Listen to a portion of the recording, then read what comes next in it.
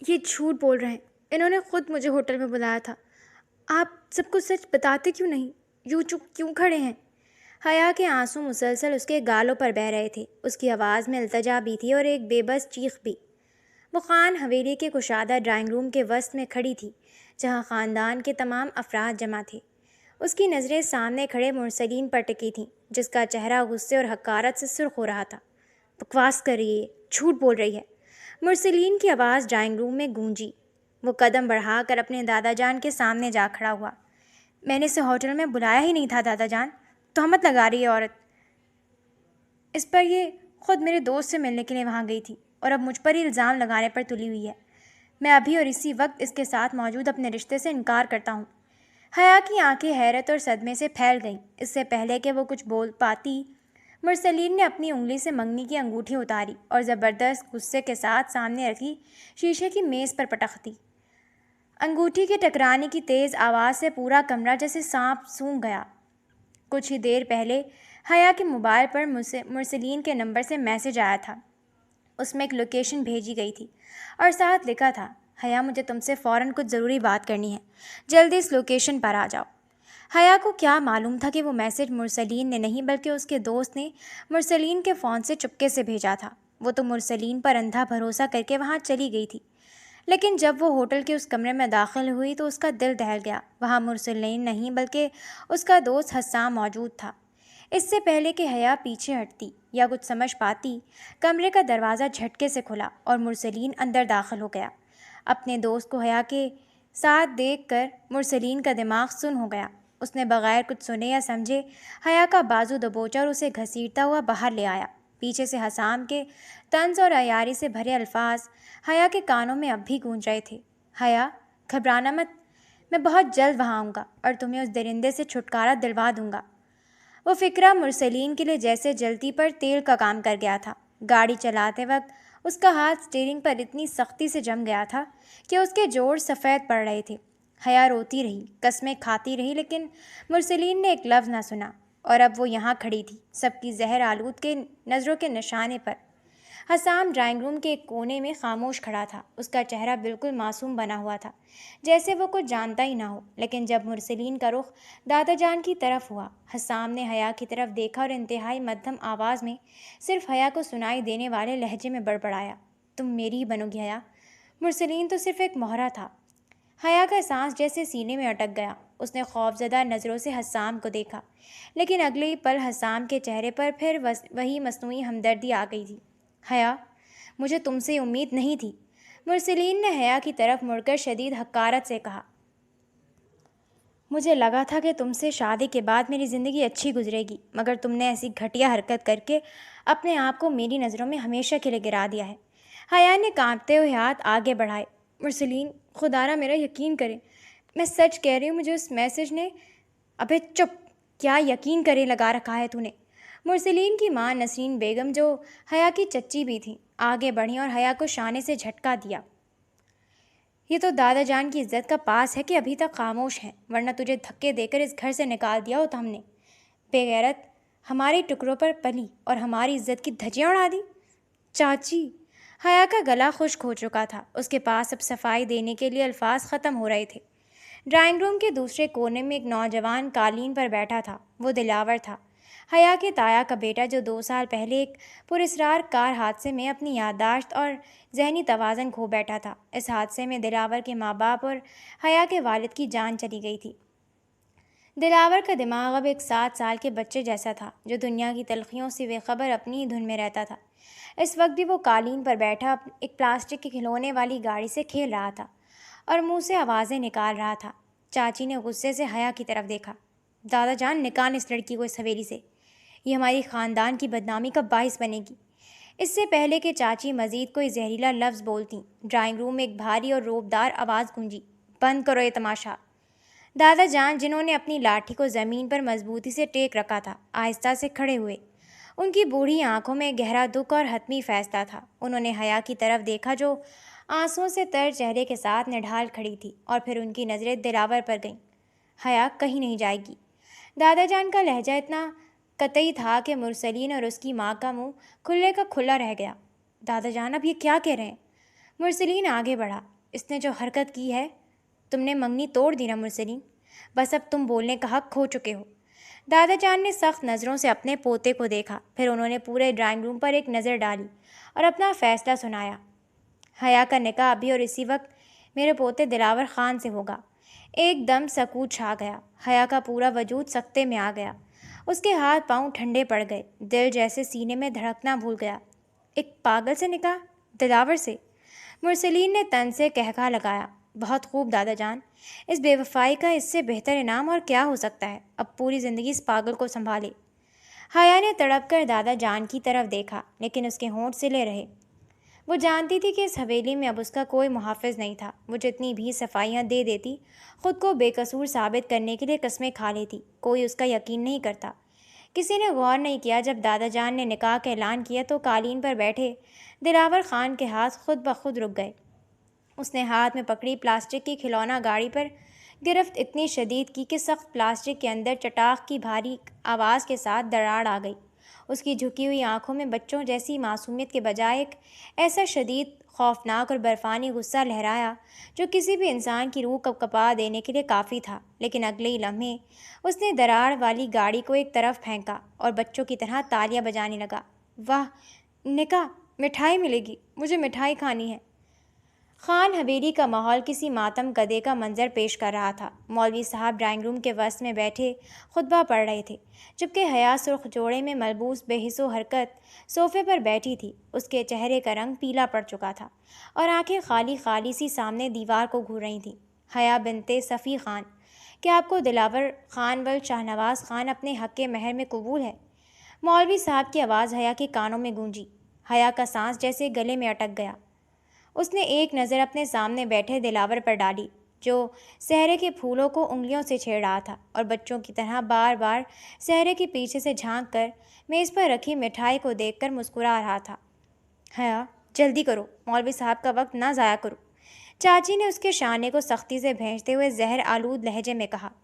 حیا نے بند آنکھوں سے آنسو کا ایک قطرہ گال پر ڈھلکنے دیا۔ اس نے خاموشی سے اپنا سر اسبات میں ہلا دیا۔ قبول ہے۔ اس کے کانپتے لبوں سے اتنی مدھم آواز نکلی کہ بمشکل مولوی صاحب تک پہنچی۔ مولوی صاحب نے نکاح نامہ دلاور کی طرف بڑھایا۔ دلاور بیٹا، یہاں اپنے سائن کرو۔ دلاور نے سہرے کے پیچھے سے معصومیت سے مولوی صاحب کو دیکھا اور قلم کو بالکل الٹا پکڑ لیا۔ مجھے تو پینسل سے ڈرائنگ کرنی ہے، پاپا کہاں ہیں؟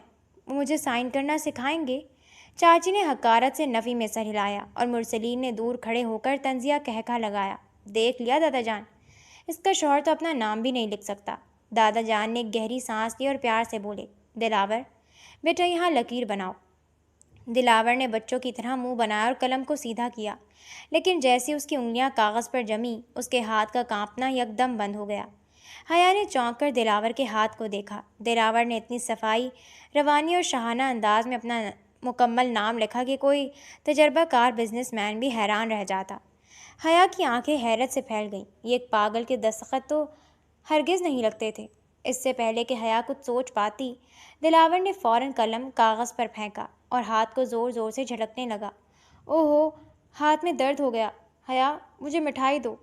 مرسلین نے آخری بار نفرت سے حیا کو دیکھا، اپنے کوٹ کا بٹن بند کیا اور بنا کسی سے کچھ کہے حویلی کے مرکزی دروازے کی طرف بڑھ گیا۔ حیا صرف حسرت سے اس کی پشت کو دیکھتی رہ گئی۔ رات کا گھنا اندھیرا چھا چکا تھا۔ نائٹ کلب کا شور، تیز دھنیں اور سرخ و نیلی مدھم روشنائی ہر طرف پھیلی ہوئی تھی۔ مرسلین صوفے پر ٹیک لگائے بیٹھا تھا۔ اس کے ہونٹوں میں سلگتی ہوئی سگریٹ تھی اور ہاتھ میں شیشے کا گلاس۔ اس کی آنکھیں شدید غصے اور بے وفائی کے صدمے سے سرخ ہو رہی تھیں۔ وہ ایک ہی گھونٹ میں پورا گلاس خالی کر گیا۔ اس کے برابر میں حسام بیٹھا تھا، جس کے چہرے پر ایک خفیہ اور مکارانہ اطمینان تھا، جبکہ ان کا ایک اور مشترکہ دوست ساتھ تشویشناک نظروں سے مرسلین کو دیکھ رہا تھا۔ مرسلین، یار خود کو سنبھالو، سعد نے آگے جھکتے ہوئے فکر مندی سے کہا۔ مجھے سچی میں یقین نہیں ہو رہا کہ حیا ایسا کر سکتی ہے۔ یار سچ کہوں تو وہ ایسی لڑکی لگتی ہی نہیں تھی۔ مرسلین، تم اس سے اتنی محبت کرتے تھے، کم از کم ایک بار ٹھنڈے دماغ سے اس کی بات تو سن لیتے۔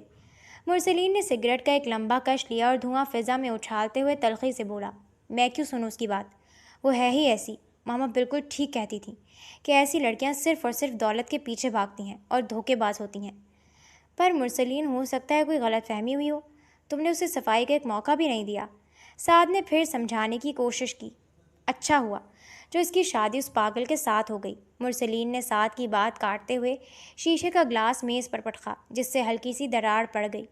اب سڑے گی وہ اس کے ساتھ جاہلیت کی زندگی میں، تب اسے احساس ہوگا کہ مرسلین کے جذباتی کھلواڑ کا انجام کیا ہوتا ہے۔ اس کی پوری زندگی اب جہنم بن چکی ہے۔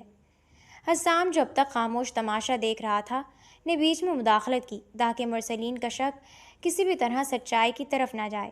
سعد بالکل فضول بات کر رہا ہے مرسلین، تم نے اپنی آنکھوں سے اسے ہوٹل کے کمرے میں دیکھا تھا نا، ثبوت کے بعد کون سی صفائی باقی رہ جاتی ہے؟ تم نے بالکل صحیح کیا جو اس بے وفا کو فوراً اپنی زندگی سے نکال پھینکا۔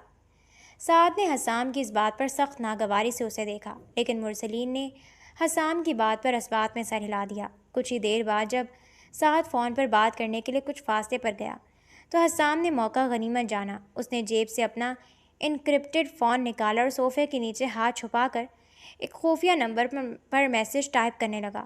کام ہو گیا۔ مرسلین کا حیا سے ہمیشہ کے لیے دل کھٹا ہو چکا ہے، لیکن حویلی میں دلاور کا وجود اب بھی ہمارے لیے خطرہ بن سکتا ہے۔ اس کا کھیل بھی جلد ختم کرنا پڑے گا۔ سینڈ کا بٹن دبانے کے بعد حسام نے فون واپس جیب میں رکھا اور مرسلین کے گلاس میں مزید حرام مشروب ڈالتے ہوئے بولا، چھوڑو یار اس لڑکی کو، آؤ آج تمہاری آزادی کا جشن مناتے ہیں۔ ماحول میں میوزک مزید تیز ہو گیا اور مرسلین نے غصے اور انتقام کی آگ میں جلتے ہوئے گلاس اپنے لبوں سے لگا لیا۔ حیا بیڈ کی ایک سائڈ پر بیٹھی چھت کو گھور رہی تھی۔ اس کے جسم پر اب بھی نکاح کا بوجھل لال جوڑا موجود تھا، لیکن اندر سے وہ بالکل خالی ہو چکی تھی۔ دل اور دماغ میں دن بھر رونما ہونے والے ڈرامائی واقعات، مرسلین کے حقارت بھرے جملے اور چاچی کی زہر آلود باتوں کا طوفان چل رہا تھا۔ آنسو اس کی کنپٹیوں سے بہتے ہوئے لال جوڑے پر گر رہے تھے۔ اس کی ہلکی ہلکی سسکیاں خاموش کمرے میں گونج رہی تھیں۔ اسی وقت واش روم کا دروازہ کھلا اور دلاور باہر آیا۔ اس نے اپنا شیروانی اور صحرا اتار کر ایک طرف پھینک دیا تھا اور اب ہلکے کاٹن کے کرتا پاجامے میں ملبوس تھا۔ وہ بے ترتیبی سے قدم اٹھاتا ہوا بیڈ کی طرف بڑھا، لیکن حیا کو یوں پھوٹ پھوٹ کر روتے دیکھ کر اس کے قدم رک گئے۔ وہ چند لمحے معصومانہ حیرت سے حیا کو دیکھتا رہا، جیسے کسی چھوٹے بچے کو کوئی روتا ہوا کھلونا مل گیا ہو۔ دلاور نے آہستہ سے آگے بڑھ کر اپنے ناتواں ہاتھوں سے حیا کے گالوں پر بہتے آنسوؤں کو بے دردی سے پوچھنا شروع کر دیا۔ حیا، روتے نہیں ہیں؟ دلاور نے بچوں کی طرح منہ بنا کر مصنوعی غصے سے کہا۔ دادی کہتی ہیں جو روتا ہے نا، اس کو گندے بھوت اٹھا کے لے جاتے ہیں۔ تم تو اتنی اچھی ہو، تم کیوں رو رہی ہو؟ حیا نے چونک کر اپنی بھیگی آنکھوں سے دلاور کو دیکھا۔ اس بے گناہ اور معصوم انسان کی باتوں پر حیا کا ضبط بالکل ٹوٹ گیا، لیکن ساتھ ہی اس کے دل سے ایک عجیب سا خوف بھی نکل گیا۔ دلاور نے اپنے دونوں ہاتھوں میں حیا کا چہرہ تھاما اور اپنے کرتے کی آستین سے اس کی ناک اور آنکھیں پونچھتے ہوئے بولا، کوئی تم سے لڑائی کر رہا تھا نا؟ تم فکر مت کرو، اب میں تمہارا دوست ہوں۔ اگر کوئی تمہیں ڈرائے گا تو میں اس کو زور سے مکہ ماروں گا۔ اس نے ہوا میں نادانی سے مکہ لہرایا۔ حیا کا سانس جیسے سینے میں اٹک گیا۔ دنیا بھر کی نفرت، تہمتوں اور دھتکار کے بعد اس حویلی میں ایک واحد وجود تھا جو بنا کسی شرط کے اپنے معصوم انداز میں اسے حوصلہ دے رہا تھا اور اس کی ڈھال بن رہا تھا۔ حیا نے اپنے کانپتے ہوئے ہاتھ آگے بڑھائے اور دلاور کو اپنے ساتھ لگا لیا۔ تھینک یو دلاور۔ دلاور نے معصومیت سے اپنی آنکھیں بند کیں اور بغیر کچھ کہے کہا، حیا، میرے سر میں درد ہو رہا ہے، تم میرا سر دبا دو نا۔ اس نے مدھم آواز میں التجا کی۔ حیا نے چند لمحے اس کے پرسکون چہرے کو دیکھا۔ اس کے دل کا بوجھ جیسے یکدم ہلکا ہونے لگا۔ اس نے آہستہ سے اپنے ہاتھ دلاور کے سر پر رکھے اور نرمی سے اس کی پیشانی دبانے لگی۔ حیا کے آنسوؤں سے بھیگے چہرے پر آہستہ سے ایک بوجھل مگر سچی مسکراہٹ پھیل گئی۔ دلاور، جس نے چپکے سے اپنی آنکھیں ذرا سی کھول کر حیا کا مسکراتا ہوا چہرہ دیکھ لیا تھا، مکمل اطمینان سے دوبارہ آنکھیں بند کر لی۔ اس کے لبوں کے کنارے پر ایک ایسی نامحسوس مسکراہٹ ابھری۔ حیا رات بھر جاگنے کی وجہ سے شدید تھکن کا شکار تھی، لیکن اس نے صبح سویرے اٹھ کر اپنے کپڑے تبدیل کیے اور کچن میں آ گئی۔ وہ جانتی تھی کہ اس گھر میں اب اس کے لیے زندگی آسان نہیں رہنے والی تھی۔ وہ ابھی چائے کے لیے پانی کیتلی میں ڈال رہی تھی کہ کچن کے دروازے پر پاؤں کی آہٹ ہوئی۔ واہ بھئی، بڑی سرخرو ہو کر کچن سنبھالنے آئی ہے، جیسا کچھ ہوا ہی نہ ہو۔ مرسلین کی ماں نسرین بیگم کچن میں داخل ہوئیں۔ ان کے چہرے پر زہر اور حقارت کی انتہا تھی۔ انہوں نے حیا کو سر سے پاؤں تک گھورا۔ حیا نے نظریں جھکا لی اور مدھم آواز میں کہا، چاچی، دادا جان کی ناشتے کی چائے بنا رہی تھی، زبان مت چلاؤ میرے آگے۔ چاچی نے غصے سے چولہے پر رکھی کیتلی کو دیکھا۔ دادا جان کا نام لے کر اپنے گناہ چھپانے کی کوشش مت کرو۔ تو نے میرے بیٹے کی زندگی برباد کر دی، اسے پورے شہر میں منہ دکھانے کے قابل نہیں چھوڑا، اور اب یہاں دلہن بن کر راج کرنے کے خواب دیکھ رہی ہے۔ حیا نے کانپتے ہوئے ہونٹوں سے کہا، چاچی میں نے کچھ نہیں کیا، اللہ جانتا ہے میں بے قصور ہوں۔ چپ کر بے حیا۔ چاچی کا غصے سے ہاتھ کانپنے لگا۔ انہوں نے چولہے سے کھولتی ہوئی گرم چائے کا ساس پین اٹھایا۔ تو جیسی مکار لڑکی کو تو سزا ملنی چاہیے، تاکہ یاد رکھے کہ خان حویلی کے وارث سے دغا بازی کا انجام کیا ہوتا ہے۔ چاچی نے زہریلی مسکراہٹ کے ساتھ وہ کھولتا ہوا ساس پین حیا کے چہرے اور بازو پر گرانے کے لیے آگے بڑھایا۔ حیا نے خوف سے اپنی آنکھیں بند کر لی اور پیچھے ہٹنے کی کوشش کی۔ گاڑی، ہٹو ہٹو۔ اچانک کچن کے باہر سے دلاور بچوں کی طرح چیختا ہوا اندر گھسا۔ اس کے ہاتھ میں لکڑی کا ایک لمبا ڈنڈا تھا۔ اس نے بنا دیکھے اپنا ڈنڈا سیدھا چاچی کے پیروں میں مارا۔ چاچی کا توازن بگڑا اور وہ ایک دم لڑکھڑا گئی۔ ان کے ہاتھ سے ساس پین چھوٹا اور کھولتی ہوئی گرم چائے حیا پر گرنے کے بجائے چاچی کے اپنے ہی پاؤں اور ٹخنے پر جا گری۔ آہ، میری ٹانگ جل گئی۔ چاچی درد کی شدت سے چیخ اٹھیں اور زمین پر بیٹھ گئیں۔ دلاور نے فوراً معصومیت سے اپنے دونوں ہاتھ گالوں پر رکھے اور آنکھیں پھاڑ کر چاچی کو دیکھنے لگا۔ اوہو، چاچی گر گئی۔ چاچی پر چائے گر گئی۔ دادی، چاچی نے گندگی مچا دی۔ حیا نے تیزی سے آگے بڑھ کر چاچی کو سنبھالنے کی کوشش کی۔ چاچی اب ٹھیک ہے؟ دور ہٹ مجھ سے۔ چاچی نے غصے اور درد سے حیا کو پیچھے دھکیلا اور دلاور کو خونخوار نظروں سے گھورا۔ یہ پاگل، اس نے جان بوجھ کے کیا ہے۔ دلاور ڈر کر حیا کے پیچھے چھپ گیا اور حیا کو دوپٹہ پکڑ کر معصوم آواز میں رو پڑا۔ حیا، چاچی مجھے ماریں گی، ڈراؤنی چاچی۔ حیا نے دلاور کو اپنے پیچھے محفوظ کیا اور چاچی کو دیکھا۔ دوپہر کے وقت حویلی میں سناٹا تھا۔ مرسلین اپنے کمرے سے نکل کر نیچے آیا۔ اس کے چہرے پر تھکن اور حسد کے بادل چھائے ہوئے تھے۔ کل رات نائٹ کلب میں حرام مشروب کے باوجود اس کے دل سے حیا کا خیال اور غصہ ختم نہیں ہوا تھا۔ ڈرائنگ روم میں حیا صوفے پر بیٹھی دلاور کو ایک میڈیسن کا سیرپ پلا رہی تھی اور دلاور بچکانہ ضد کرتے ہوئے منہ بنا رہا تھا۔ کڑوا ہے حیا، مجھے نہیں پینا، تم مجھے کہانی سناؤ گی تو پیوں گا۔ حیا نے پیار سے اس کے بالوں میں ہاتھ پھیرا۔ شاباش دلاور، بس ایک گھونٹ، پھر میں آپ کو شہزادے والی کہانی سناؤں گی۔ مرسلین صوفے کے پاس آ کر رکا۔ اس کا سایہ حیا پر پڑا تو حیا نے سر اٹھا کر دیکھا۔ ڈرامہ اچھا چل رہا ہے، مرسلین نے اپنے ہاتھ میں جیب میں ڈالتے ہوئے انتہائی سرد اور تلخ لہجے میں کہا۔ کل تک جو لڑکی میرے خواب دیکھتی تھی آج ایک پاگل کی ساتھ رہ رہی ہے۔ کس قدر بے حیائی ہے تم میں حیا۔ حیا نے سیرپ کی بوتل میز پر رکھی اور سکون سے کھڑی ہوئی۔ اس کی آنکھوں میں اب وہ پرانا خوف نہیں تھا۔ مرسلین، آپ کی شک کی بیماری کا میرے پاس کوئی علاج نہیں ہے، حیا نے دو ٹوک لفظوں میں کہا۔ لیکن ایک بات یاد رکھیں، جو انسان اپنوں پر بھروسہ کرنے کے بجائے دوسروں کی چالوں پر اندھا یقین کر لے، وہ اصل میں سب سے بڑا بدقسمت ہوتا ہے۔ آپ نے صرف میری انگوٹھی نہیں پھینکی، اپنے فیصلے سے خود کو میری نظروں میں ہمیشہ کے لیے گرایا ہے۔ مرسلین کا چہرہ غصے سے تپ اٹھا۔ تم مجھے نصیحت کرو گی؟ ایک ایسی عورت جس کا کوئی کردار، اپنی زبان کو لگام دو مرسلین۔ اچانک دلاور صوفے سے اٹھ کر سیدھا کھڑا ہو گیا۔ ڈرائنگ روم کا ماحول ایک سیکنڈ کے لیے بالکل تھم گیا۔ دلاور کا قد مرسلین سے لمبا اور بھاری تھا۔ وہ مرسلین کے بالکل سامنے آ کر کھڑا ہوا۔ اس کی جھکی ہوئی کمر بالکل سیدھی تھی اور آنکھوں میں ایک ایسی ہیبت ناک اور برفانی سنجیدگی تھی جو مرسلین نے اپنی زندگی میں پہلے کبھی نہیں دیکھی تھی۔ مرسلین کے الفاظ اس کے گلے میں ہی اٹک گئے۔ اس کی آنکھوں میں اچانک ڈر لہرایا اور اس نے گھبرا کر ایک قدم پیچھے ہٹایا۔ دلاور؟ مرسلین کو یوں ڈر کر پیچھے ہٹتے دیکھ کر دلاور کی آنکھوں کی شدید سنجیدگی ایک دم غائب ہو گئی۔ اس کے چہرے پر بچوں جیسی ایک شرارتی اور کھلی مسکراہٹ آ گئی۔ وہ نادانی میں زور زور سے تالیاں بجانے لگا اور ڈرائنگ روم میں اچھل کر بولا، ڈر گیا، بڑا بھائی مجھ سے ڈر گیا۔ حیا، دیکھو یہ تو بزدل ہے۔ مرسلین کی تذلیل کی انتہا ہو چکی تھی۔ اس کا چہرہ شرمندگی اور غصے سے سرخ ہو گیا۔ اس نے غصے سے اپنے دانت پیسے۔ پاگل کہیں کا۔ مرسلین حویلی کا مرکزی دروازہ زور سے پٹختا ہوا باہر نکل گیا۔ دلاور مسکراتے ہوئے حیا کی طرف مڑا، لیکن اب اس کے لبوں کی وہ بچکانہ مسکراہٹ آہستہ آہستہ مدھم ہو کر ایک سنجیدہ اور گہری چمک میں بدل چکی تھی۔ مرسلین اپنے کمرے میں صوفے پر اکیلا بیٹھا تھا۔ پورے کمرے میں سگریٹ کا دھواں پھیلا ہوا تھا۔ اس کا ذہن بے سکون تھا اور دل کے اندر ایک عجیب سی بے چینی ہچکولے کھا رہی تھی۔ اس کی آنکھوں کے سامنے بار بار حیا کا وہ آنسوؤں سے تر چہرہ آ رہا تھا اور کانوں میں اس کے آخری الفاظ گونج رہے تھے۔ جو انسان اپنوں پر بھروسہ کرنے کے بجائے دوسروں کی چالوں پر اندھا یقین کر لے وہ اصل میں سب سے بڑا بدقسمت ہوتا ہے۔ آخر حیا کے چہرے پر اتنا اعتماد کہاں سے آیا؟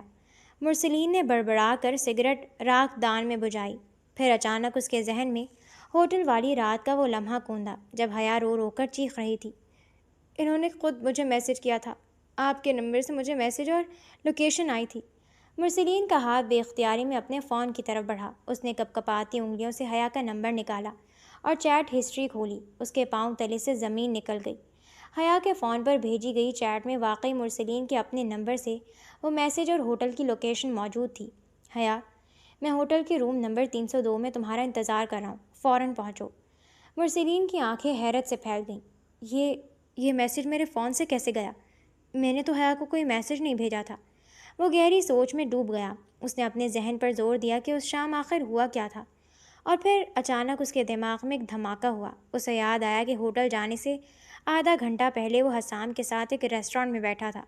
حسام نے اپنا فون ڈسچارج ہونے کا بہانہ بنا کر مرسلین سے اس کا فون مانگا تھا اور چند منٹوں کے لیے سائٹ پر جا کر ایمرجنسی کال کرنے کی ناٹک کی تھی۔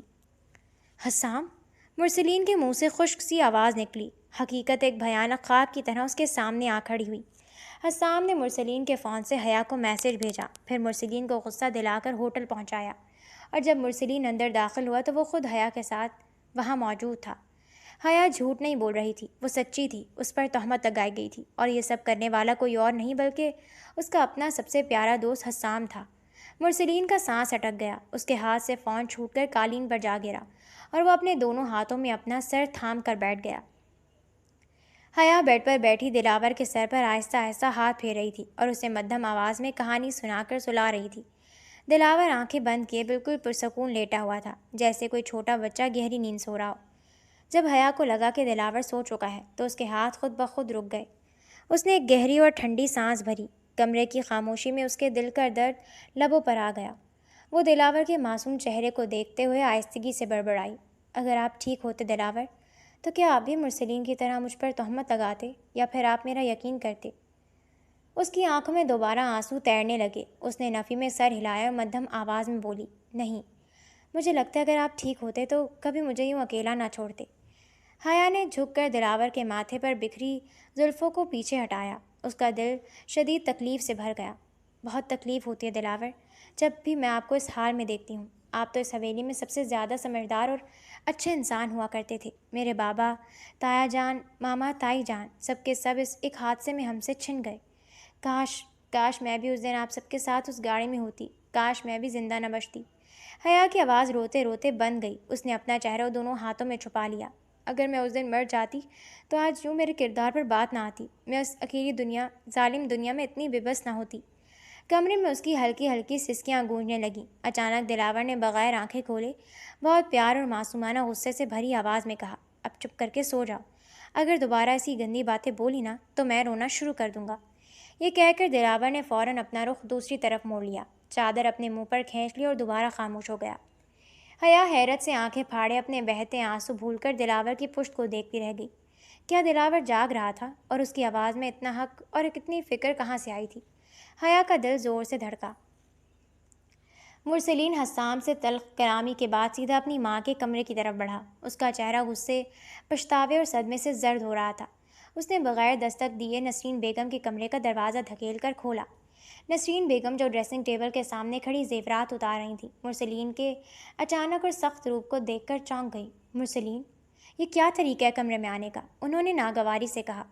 مرسلین نے قدم بڑھا کر اپنی ماں کا بازو تھاما۔ اس کی آواز صدمے سے کانپ رہی تھی۔ ماں، آپ نے یہ سب کیوں کیا؟ آپ نے حسام سے کہا تھا نا کہ وہ حیا کو میرے نمبر سے میسج کر کے ہوٹل بلائے، اور بعد میں آپ نے حویلی میں سب کے سامنے اس پر اتنے زہریلے الزام لگائے۔ کیوں ماں، کیوں کیا آپ نے ایسا؟ نسرین بیگم کا رنگ ایک لمحے کے لیے فک ہوا، لیکن فوراً ہی انہوں نے اپنے چہرے پر سختی لا کر جھٹکے سے مرسلین کا ہاتھ پیچھے دھکیلا۔ یہ کیا بکواس کر رہے ہو تم؟ ہوٹل کے اس ڈرامے میں میرا کیا لینا دینا؟ حسام تمہارا دوست ہے، تمہاری اس لڑکی نے تم دونوں کو دھوکہ دیا۔ جھوٹ مت بولے ماں، مرسلین کی چیخ کمرے میں گونجی۔ حسام نے خود اعتراف کیا ہے، وہ آپ کا مہرا تھا۔ بتائیں مجھے، میری محبت کا یوں کھیل کیوں بنایا آپ نے؟ नसरीन बेगम चंद सेकंड्स तक अपने बेटे की आंखों में देखती रहीं, फिर अचानक उनके चेहरे से मस्नूई हमदर्दी और मासूमियत का पर्दा हट गया। उनके लबों पर एक खौफनाक और जहरीली मुस्कुराहट उभरी। हाँ, मैंने किया। नसरीन बेगम का लहजा एकदम शफ़ाक और ठंडा हो गया। मैंने हसाम से कहकर वो मैसेज करवाया था। मैं उस लड़की से शदीद नफ़रत करती हूँ।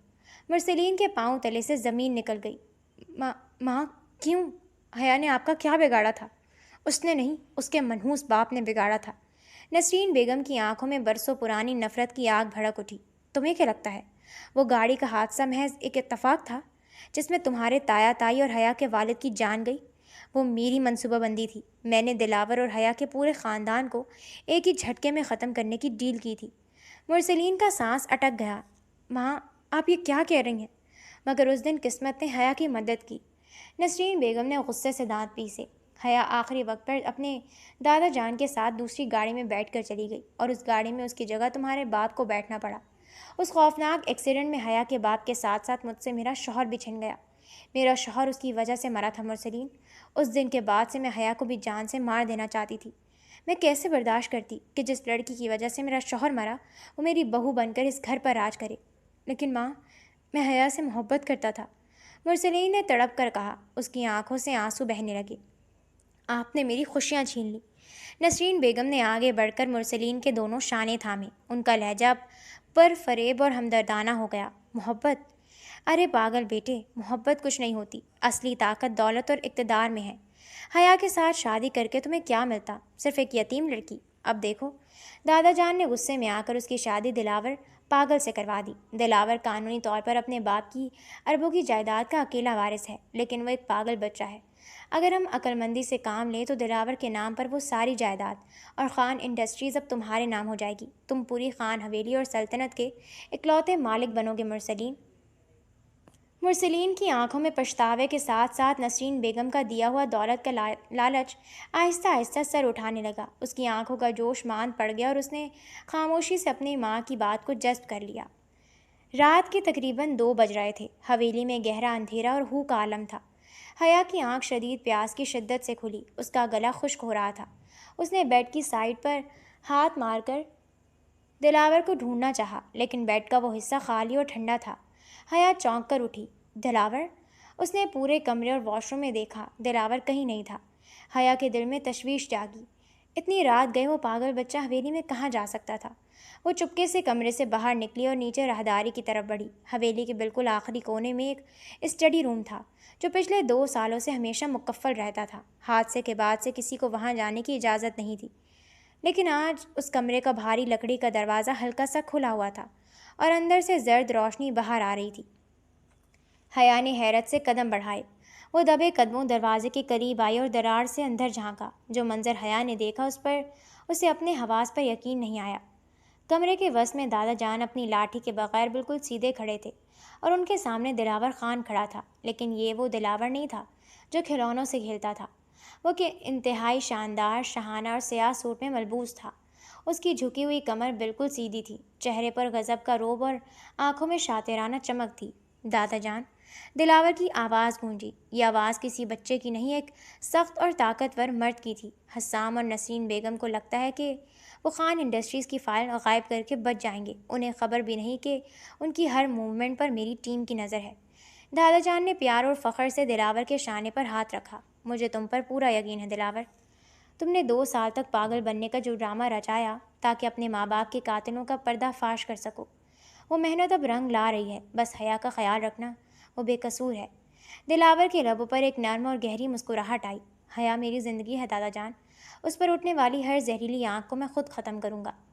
हया का सांस सीने में अटक गया। उसके पाँव तले से ज़मीन निकल गई। खुशी, हैरत और सदमे के तूफ़ान में उसका हाथ बेख्तियारी में दरवाजे से टकरा गया और ठक की ज़ोरदार आवाज़ हुई। कमरे के अंदर एकदम सन्नाटा छा गया। दिलावर और दादा जान दोनों ने तेज़ी से दरवाजे की तरफ देखा। हया ने कांपते हुए हाथ से दरवाज़ा पूरा खोल दिया। उसकी आंखें हैरत से फैली हुई थीं और वो खुश्क गले से बमुश्किल बोल पाई। दिलावर, दादा जान, तुम तुम बिल्कुल ठीक हो? दिलावर और दादा जान हया को अपने सामने खड़ा देखकर बिल्कुल चौंक गए। स्टडी रूम में गहरा सकूत छाया हुआ था। हया दरवाजे पर खड़ी हैरत से आंखें फाड़े दिलावर और दादा जान को देख रही थी। دلاور نے گہری سانس لی اور آرام سے قدم بڑھاتا ہوا حیا کے پاس آیا۔ اس کی آنکھوں میں اب کوئی بچکانا ڈرامہ نہیں تھا، بلکہ ایک سچے اور محافظ شوہر کا مان اور محبت تھی۔ دلاور، تم پاگل نہیں ہو؟ حیا کی آواز صدمے سے کانپ رہی تھی۔ دلاور نے نرمی سے حیا کے کانپتے ہاتھوں کو اپنے مضبوط ہاتھوں میں تھام لیا۔ مجھے معاف کر دو حیا، تم سے یہ سچ چھپانا میری مجبوری تھی۔ اگر میں پاگل بننے کا ڈرامہ نہ کرتا تو اس حویلی میں چھپے ہوئے قاتل مجھے اور تمہیں کبھی زندہ نہ چھوڑتے۔ حیا نے بے یقینی سے دادا جان کی طرف دیکھا۔ دادا جان نے اپنی لاٹھی کو ایک طرف رکھا اور گہرے دکھ سے بولے، حیا بیٹی، 2 سال پہلے کا وہ حادثہ محض کوئی اتفاقی حادثہ نہیں تھا۔ ہمیں شروع سے شک تھا کہ وہ ایک گہری خاندانی سازش ہے۔ دلاور کے ماں باپ اور تمہارے والد کا قتل ہوا تھا۔ حیا کے پاؤں تلے سے زمین نکل گئی۔ قتل؟ دادا جان، کون کر سکتا ہے ایسا؟ چچی نسرین۔ دلاور کے الفاظ برف کی طرح ٹھنڈے اور زہریلے تھے۔ انگریزوں کی طرح تقسیم کرو اور حکومت کرو کا اصول اپنا کر اس حویلی اور خان انڈسٹریز کی اکیلی مالکن بننے کے لیے چچی نے وہ ایکسیڈنٹ کروایا تھا۔ میں اس حادثے میں بچ تو گیا، لیکن مجھے فوراً اندازہ ہو گیا کہ اگر میں ٹھیک رہا تو وہ مجھے بھی مار دیں گی۔ اس لیے میں نے 2 سال تک پاگل بننے کا ڈرامہ رچایا تاکہ خفیہ طور پر تمام ثبوت جمع کر سکوں۔ حیا کا سانس سینے میں اٹک گیا۔ اور ہوٹل والا معاملہ؟ وہ حسام کی اپنی عیاری تھی۔ دلاور نے حیا کی آنکھوں میں جھانکا۔ حسام مرسلین کی بے وقوفی کا فائدہ اٹھا کر تمہیں حاصل کرنا چاہتا تھا، اور چچی نے خوشی خوشی اس کا ساتھ دیا تاکہ تم اس گھر سے ذلیل ہو کر نکل جاؤ۔ لیکن مجھے خوشی ہے کہ دادا جان نے وقت پر فیصلہ کر کے تمہیں میرے سپرد کر دیا۔ میں پاگل بن کر بھی تمہاری حفاظت کرتا رہا۔ حیا کی آنکھوں سے خوشی کے آنسو نکل آئے۔ اس نے دلاور کے سینے سے سر ٹکا دیا۔ مجھے آپ پر فخر ہے دلاور۔ اسی وقت حویلی کا مرکزی دروازہ جھٹکے سے کھلا اور نسرین بیگم اور مرسلین دونوں ایک ساتھ ہال میں داخل ہوئے۔ مرسلین کے ہاتھ میں وکیل کے لائے ہوئے پاور آف اٹرنی کے جعلی کاغذات اور پسٹل تھی، جبکہ نسرین بیگم کے چہرے پر فتح کا زہریلا غرور اور لالچ صاف جھلک رہا تھا۔ دادا جان، نسرین بیگم نے اونچی آواز میں پکارا، آج ہم اس حویلی اور تمام کاروبار کی پاور آف اٹرنی مرسلین کے نام منتقل کرنے آئے ہیں۔ اب یہ پاگل دلاور اس جائیداد کا وارث نہیں رہے گا۔ چپ چاپ ان کاغذات پر سائن کر دیں۔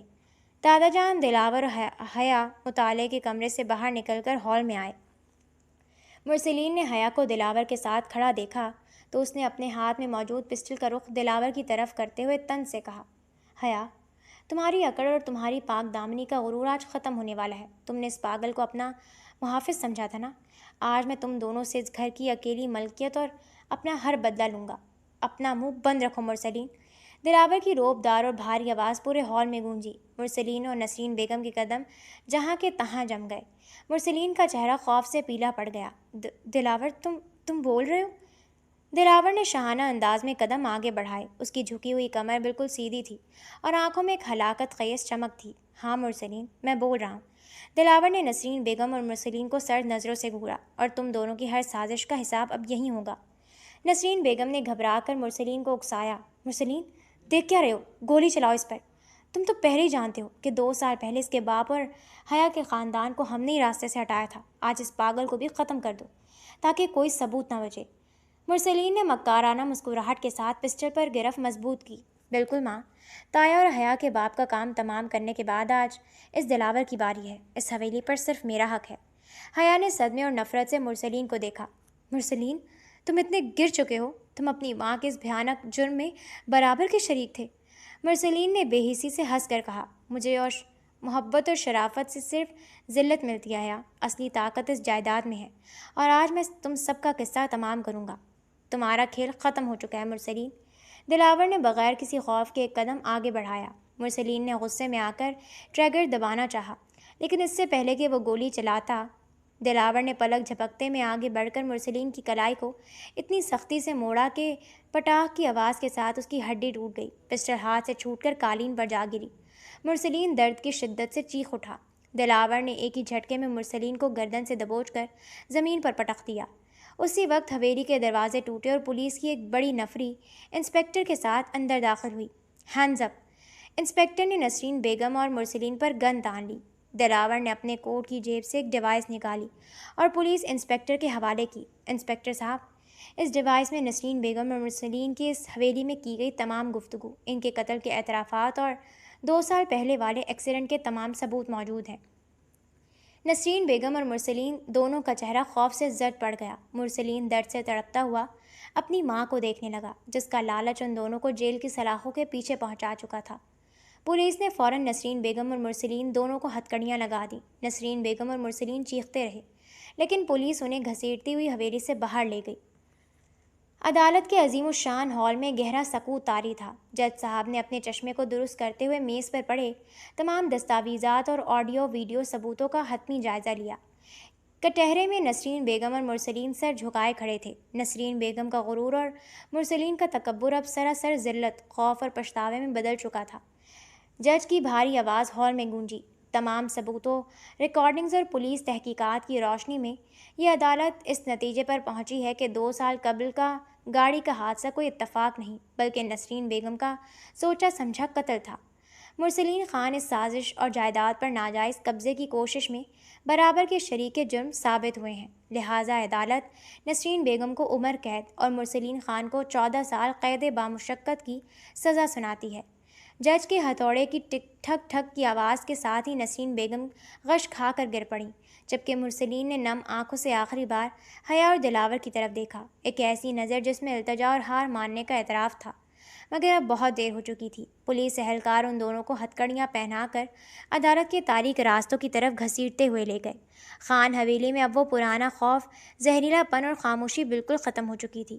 راہداریوں میں ہواؤں کے تازہ جھونکے اور پھولوں کی مہک پھیلی ہوئی تھی۔ حویلی کے وسیع لان میں دادا جان اپنی آرام دہ کرسی پر بیٹھے، چائے کا کپ ہاتھ میں لیے، سامنے کھلے سبزہ زار کو دیکھ کر شکر ادا کر رہے تھے۔